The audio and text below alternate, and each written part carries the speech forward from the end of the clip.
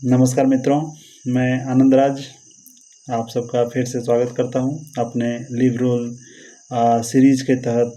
जिस विषय पे आज चर्चा करने वाले हैं वो है LAP लीव ऑन एवरेज पे, औसत वेतन छुट्टी। इस पे हम लोग आज चर्चा करेंगे। ये इंडियन रेलवे एस्टेब्लिशमेंट कोड के अध्याय 5 के पैरा नंबर 523 में इसके विषय में विस्तार से चर्चा की गई है, और जिसमें यह बताया गया है कि जो ये APL है ये रेलवे स्कूल के कर्मचारियों को छोड़ करके बाकी सभी रेल कर्मचारी, चाहे वो स्थायी हो अथवा अस्थायी हो, उन्हें साल में 30 दिन तक APL दिया जाता है। ये जो 2 खंडों में, पहला खंड 1 जनवरी को कर्मचारी के अकाउंट में क्रेडिट होता है और दूसरा खंड 1 जुलाई को कर्मचारी के अकाउंट में क्रेडिट किया जाता है। यहाँ मैं फिर वही बात बताना चाहूँगा कि आपको ये आपके अकाउंट में तभी क्रेडिट होगा जब आप 1 जनवरी या 1 जुलाई को आप फिज़िकली ड्यूटी पे अवेलेबल हैं। और जो ये जो छुट्टी है वो आपके अकाउंट में क्रेडिट होते जाता है। मतलब अगर आप साल में आपको 30 छुट्टी मिला है, जिसमें से आप 10 छुट्टी अवेल किए हैं और 20 छुट्टी आपके अकाउंट में है, अगले साल फिर आपको अगर 30 छुट्टी मिलता है तो वो 20 प्लस 30 50 हो जाता है। मतलब ये आपके अकाउंट में क्रेडिट होते जाता है, ये लैप्स नहीं करता है CL की तरह। CL क्या है कि 1 साल में जितना आपको छुट्टी मिला, उस छुट्टी अगर आप छुट्टी नहीं लेते हैं APL तो साल के लास्ट में वो सब ख़त्म हो जाता है, जबकि APL के साथ ऐसा नहीं है। वो हर साल आपके अकाउंट में जमा होते जाता है, बढ़ते जाता है। और किसी भी कर्मचारी के खाते में मैक्सिमम छुट्टी जमा होकर के APL जमा होकर के क्रेडिट मिलता है वो है 300 + 15। तो मैक्सिमम जो छुट्टी आपके अकाउंट में जमा होगा वो 300 + 15 है। और जो कर्मचारी बीच में, मतलब जैसे मार्च में अगर ज्वाइन करता है तो मार्च अप्रैल मई जून, जुलाई में उसे फिर से नया 15 मिलेगा, लेकिन ये मार्च अप्रैल मई जून, तो 4 महीने में उसको प्रत्येक महीना 2.5 छुट्टी के हिसाब से, तो 4 महीने में आपको 10 छुट्टी वो मिल जाएगा। तो इस तरह से प्रत्येक महीने 2.5 छुट्टी आपको आपके अकाउंट में जमा होता है। और अगर आप रिटायरमेंट को भी ड्यू होते हैं तो वो प्रत्येक महीने में आपके 2.5 के हिसाब से वो आपके अकाउंट में जमा होता है। जहाँ तक मैक्सिमम एक बार में मैक्सिमम कोई भी कर्मचारी APL ले सकता है वो है 180 दिन की जो छुट्टी मिलेगी आपको APL, वो मैक्सिमम होता है। और एक चीज़ और ध्यान देने वाली बात है कि जो भी कर्मचारी छुट्टी पे जाते हैं, तो अगर कर्मचारी 15 दिन का छुट्टी लेकर के गया है और अगर वो 10 दिन के बाद वापस आता है और ड्यूटी ज्वाइन करना चाहता है तो उसे वह ड्यूटी ज्वाइन नहीं कर सकता है। वह तब तक ड्यूटी ज्वाइन नहीं करेगा जब तक जिस अधिकारी ने उसे छुट्टी ग्रांट किया था, वो अधिकारी पुनः उसे बीच में छुट्टी रोक करके पुनः ड्यूटी ज्वाइन करने की अनुमति ना देता है।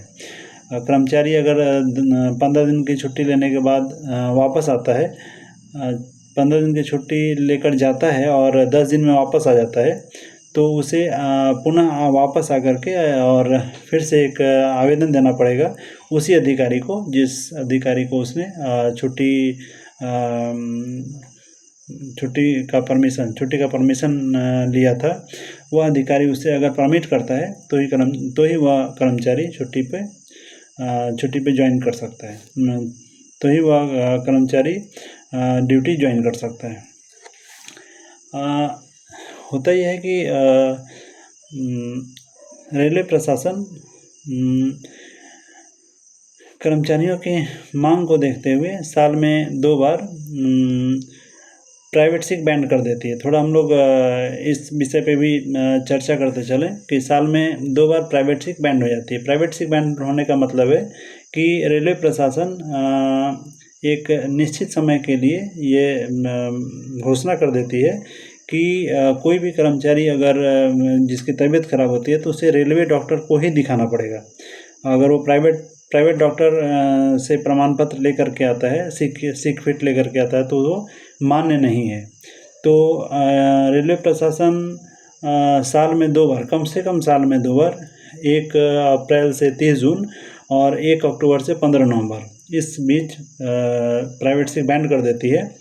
और प्राइवेट सिक बैंड होने के बाद कोई भी कर्मचारी वो अगर बीमार पड़ता है तो उसे रेलवे डॉक्टर से ही दिखाना पड़ेगा।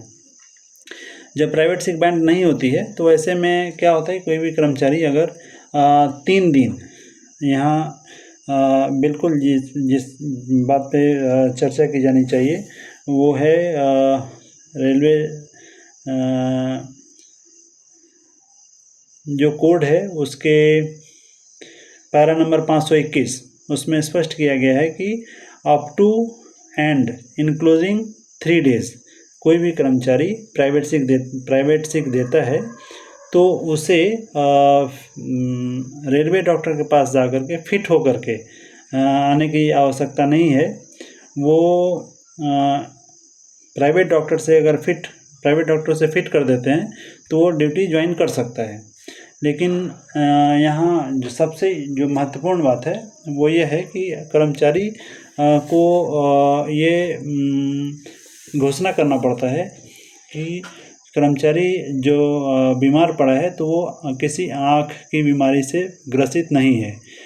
कर्मचारी अगर 1 दिन के लिए भी बीमार पड़ता है, प्राइवेट डॉक्टर को दिखाता है, और अगर कर्मचारी ये बताता है कि वो आँख की बीमारी के कारण 1 दिन बीमार पड़ा था, तो वैसे में उसे रेलवे डॉक्टर से फिट होकर के ही आना पड़ेगा। मैं यहाँ जो सुपरवाइजर्स हैं उन्हें विशेष रूप से उनसे आग्रह करूँगा कि जो भी कर्मचारी प्राइवेट सिक देते हैं उन्हें इस बात को ज़रूर लिखित में लें कि कर्मचारी किसी आँख की बीमारी से ग्रसित नहीं था इस दौरान।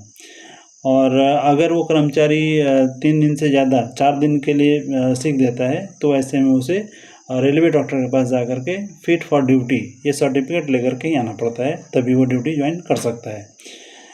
और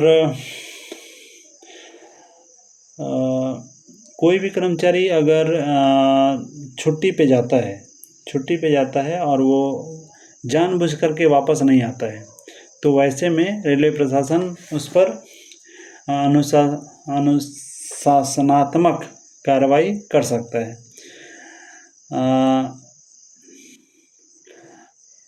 आज एक चीज़ और है कि अगर कोई भी कर्मचारी APL लेता है तो APL जो है वो अपने रेस्ट के साथ जोड़ कर ले सकता है। सपोज़ करिए कि कर्मचारी को रविवार को उसका रेस्ट था तो कर्मचारी शनिवार को ड्यूटी करता है और शनिवार को ड्यूटी करने के बाद कर्मचारी छुट्टी पे जा सकता है।